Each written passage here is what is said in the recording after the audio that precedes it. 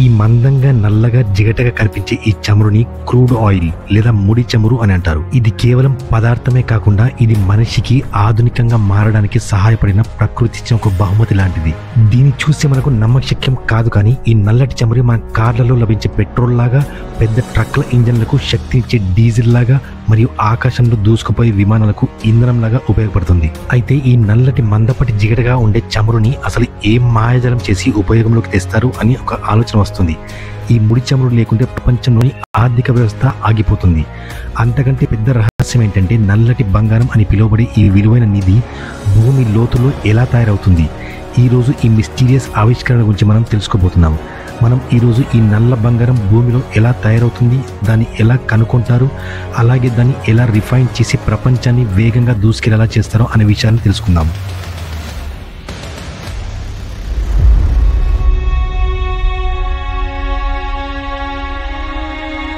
Global charts Telugu ప్రేక్షకులకి స్వాగతం. ముడి చమురు కథ ఈనాటిది కాదు, నిజానికి అది లక్షలాది సంవత్సరాల నాటిది. డైనోసార్లు భూమిపై సంచరించే కాలం నాటిది.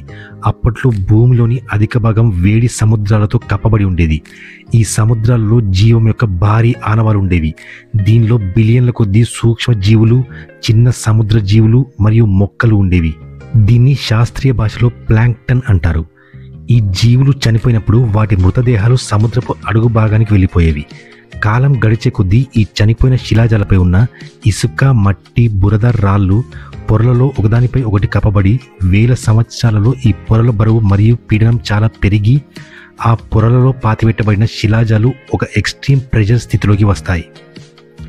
ఈ విపరీతమైన పీడనంతో పాటు భూమి పొర నుండి వెలువడే వేడి ఈ పాతిపెట్టబడిన శిలాజాలను నెమ్మదిగా ఉడికించడం ప్రారంభిస్తుంది. ఈ మొత్తం ప్రక్రియ గురించి అత్యంత ప్రత్యేకమైన విషయం ఏంటంటే ఇది ఎనరోబిక్ వాతావరణంలో, అంటే వాయురహిత వాతావరణంలో జరిగింది. అందుకని ఈ శిలాజాలను పూర్తిగా కుళ్ళిపోకుండా ఆపగలిగింది. లక్షలాది సంవత్సరాలుగా కొనసాగిన ఈ నెమ్మదిగా ఉడికించే ప్రక్రియ ఈ శిలాజ రసాయన నిర్మాణాన్ని పూర్తిగా మార్చేసింది. వాటిని హైడ్రోకార్బన్ అనే ఎనర్జీ మూలకంగా మార్చేసింది. ఈ హైడ్రోకార్బన్ ద్రవ రూపంలో ఉన్నప్పుడు దాన్ని ముడి చమురు అంటారు. అలాగే అది వాయు రూపంలో ఉన్నప్పుడు దాన్ని సహజ వాయువు అంటారు, న్యాచురల్ గ్యాస్ అంటారు. ఈ చమురు మరియు వాయువు నెమ్మదిగా ఒకదానితో ఒకటి కలవడం ప్రారంభించి ఇలాంటి రాళ్లలో పేరుకుపోతాయి. అలా ఓ అతిపెద్ద శిల కింద ఇరుక్కుపోయి ఉండిపోతాయి. దాన్ని ఆయిల్ ట్యాప్ అని కూడా పిలుస్తారు. ఈ రాళ్ల నుండి చమురును ఎలా తీస్తారు, అలాగే దాన్ని వెలికి తీసే ప్రక్రియ అసలు ఏంటి అనే దాని గురించి తెలుసుకుందాం. మిలియన్ల సంవత్సరాలుగా భూమి కింద దాగి ఉన్న ఈ నిధిని కనుగొనడం ఒక పెద్ద సాంకేతిక సవాల్ లాంటిది. శాస్త్రవేత్తలు మరియు భూభౌతిక శాస్త్రవేత్తలు ఈ పనిని నిర్వహిస్తారు. వారు సైస్మిక్ సర్వే అనే టెక్నిక్ని ఉపయోగిస్తారు. ఈ ప్రక్రియలో ఓడల నుంచి శక్తివంతమైన ధ్వని తరంగాలు సముద్రపు అడుగు భాగానికి పంపుతారు. ఈ తరంగాలు కిందికి వెళ్ళి వివిధ రాళ్ల పొరలను తాకి తిరిగి వస్తాయి. వీటిని హైడ్రోఫోన్స్ ద్వారా రికార్డ్ చేస్తారు. ఈ తరంగాలు తిరిగి వచ్చే వాటి శక్తిని విశ్లేషిస్తాయి. అప్పుడు భూమి కింద ఉన్న రాళ్ల యొక్క 3D మ్యాప్ కంప్యూటర్లో సృష్టించబడుతుంది. దీని ద్వారా చమురు నిల్వలు ఎక్కడ ఉన్నాయో అనే అంచనా వేయబడుతుంది. ఆ చమురు నిల్వలు ఎక్కడున్నాయో అని తెలిసిన తర్వాత అసలైన పని, అంటే తవ్వకం పని ప్రారంభమవుతుంది. లోతైన సముద్రాలలో పెద్ద పెద్ద తేలియాడే ప్లాట్ఫామ్లను నిర్మిస్తారు. వీటిని ఆయిల్ రిగ్స్ అని అంటారు. ఈ రిగ్స్ ఇలా కనిపిస్తాయి. ఈ ప్లాట్ఫామ్లు ఒక చిన్న నగరం అంత పెద్దగా ఉంటాయి. వందలాది మంది కార్మికులు మరియు ఇంజనీర్స్ వారాల తరబడి ఇక్కడ పనిచేస్తూ ఉంటారు. సముద్ర మట్టానికి వేల అడుగుల దిగువన ఇక్కడ నుండి తవ్వకం కోసం శక్తివంతమైన డ్రిల్ యంత్రాన్ని ఉపయోగిస్తారు. ఇది చాలా ఖరీదైన మరియు ప్రమాదకరమైన ప్రక్రియ, ఎందుకంటే చాలాసార్లు మిలియన్ల డాలర్లు ఖర్చు చేసినా కూడా అక్కడ చమురు లభించదు.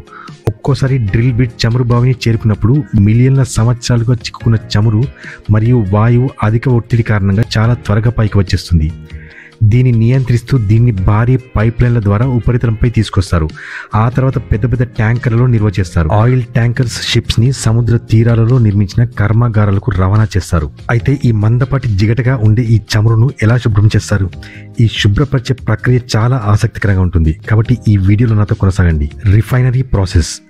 చమురు బావుల నుండి తీసిన ఈ నల్ల బంగారం ఆ స్థితిలో మనకు ఎలాంటి విధంగా ఉపయోగపడదు. ఇది మందంగా, నల్లగా మరియు జిగటగా ఉంటుంది. అందులో ఇసుక, నీరు, సల్ఫర్ మరియు అనేక ఇతర అన్వాంటెడ్ ఎలిమెంట్స్ కూడా ఉంటాయి. ఈ బ్లాక్ గోల్డ్ని శుద్ధి చేసే పని ఆయిల్ రిఫైనరీలో చేస్తారు. ఇది ఒక పెద్ద రసాయన కర్మాగారంలా కనిపిస్తాయి. ఇక్కడ ముడి చమురును వేర్వేరు కణాలుగా విడగొట్టడానికి ఫ్రాక్షనల్ డిస్టిలేషన్ అనే శాస్త్రీయ ప్రక్రియను ఉపయోగిస్తారు. ఈ ప్రక్రియ ప్రతి తరల పదార్థానికి ప్రత్యేక బాయిలింగ్ పాయింట్ ఉంటుంది అనే సూత్రంపై పనిచేస్తుంది. రిఫైనరీలో ముడి చమురును మొదట పెద్ద బర్నర్లు 400 నుండి 600 డిగ్రీ సెల్సియస్ వరకు వేడి చేస్తారు. దాంతో ఆ వేడి ముడి చమురు ఆవిరిగా మారిపోతుంది.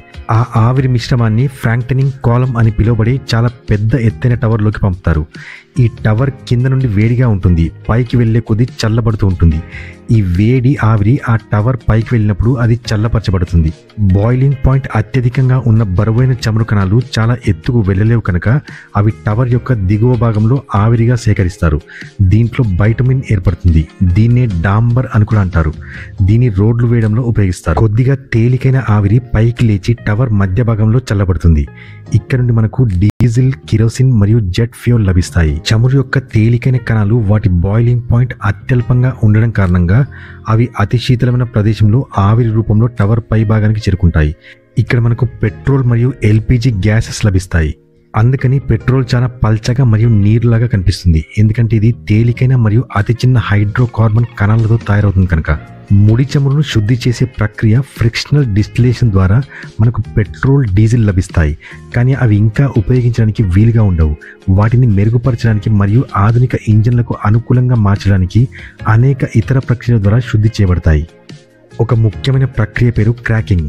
ఈ ప్రక్రియలో రిఫైనరీ యొక్క దిగువ భాగంలో భారీ అయిన మరియు చౌకైన ఇంధనాన్ని వేడి మరియు పీడనంతో శుద్ధి చేస్తారు. దీని కారణంగా వాటి పెద్ద కణాలు విచ్ఛిన్నమై చిన్నవైన తేలికపాటి కణాలుగా మారతాయి. తద్వారా ఎక్కువ పెట్రోల్ ఉత్పత్తి చేస్తారు.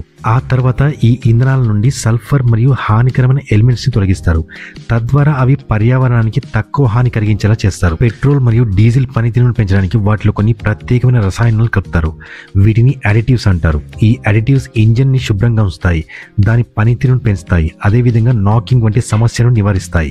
ఈ ప్రక్రియ అన్నిటి తర్వాత అధిక నాణ్యత గల ఇంధనం తయారవుతుంది. దీని ట్యాంకర్ల ద్వారా దేశవ్యాప్తంగా అన్ని పెట్రోల్ పంపులకు రవాణా చేస్తారు మరియు అది మన వాహనాల ట్యాంకుల వరకు చేరుకుని వాటి దూసుకెళ్లేలాగా చేస్తుంది. ఈ విధంగా మిలియన్ సంవత్సరాల క్రితం సముద్రపు లోతుల్లో పాతిపెట్టబడిన సూక్ష్మ జీవులతో ప్రారంభమైన ఈ ప్రయాణం మానవ సహాయం, జ్ఞానం, సైన్స్ మరియు ఇంజనీరింగ్ యొక్క అద్భుతాల గుండా ప్రయాణించి మన రోజువారీ జీవితంలో అంతర్భాగమవుతుంది. ఇది కేవలం చమురు మాత్రమే కాదు, సమయం, ఒత్తిడి, సైన్స్ మరియు సాంకేతిక పరిజ్ఞానం యొక్క నిదర్శనం అని చెప్పొచ్చు. ఇది మన ప్రపంచాన్ని వేగంగా ముందుకు దూసుకెళ్ళడానికి సహాయపడుతుంది. ఇది ఈరోజు వీడియో. ఈ వీడియో కనుక మీకు నచ్చినట్లయితే లైక్ అండ్ షేర్ చేయండి. అదేవిధంగా అంగారక గ్రహంపై మనిషి అడుగు ఎప్పుడు పెట్టబోతున్నాడు, అక్కడ జీవం సాధ్యమేనా అనే విషయంపై ఒక మంచి వీడియో చేశాను. ఇక్కడ క్లిక్ చేసి ఇప్పుడే చూడండి. ఇలాంటి ఎన్నో ఆసక్తికరమైన వీడియోస్ కోసం మా గ్లోబల్ చాట్స్ తెలుగు ఛానల్ని సబ్స్క్రైబ్ చేసుకోండి. మరో అద్భుతమైన వీడియోతో మీ ముందుంటాను. అంతవరకు సెలవు. నమస్కారం. Thanks for watching.